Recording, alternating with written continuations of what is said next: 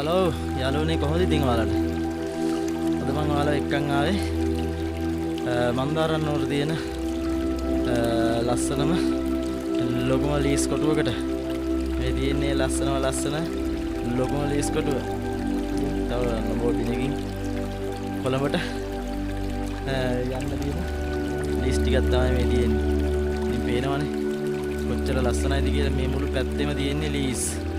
ඉතින් මේ පැත්තේ මිනිස්සු සෑහෙන්න දුක් මහන්සි වෙලා වගා කරන්න ඉතින් තමන්ගේ දිනදා වේල පිරිමා ගන්න ඉතින් මිනිස්සු බොහොමයක් මේ පැත්තේ වගාවට තමයි මූලිකත්වය ලබා දෙන්නේ. ඉතින් ඒ අතරිමුත් ප්‍රධාන වගාවක් තමයි ලීස් වගාව කියලා කියන්නේ. ඉතින් මේ තියෙන්නේ ඒ වගේ ලස්සන ලීස් කොටුවක්.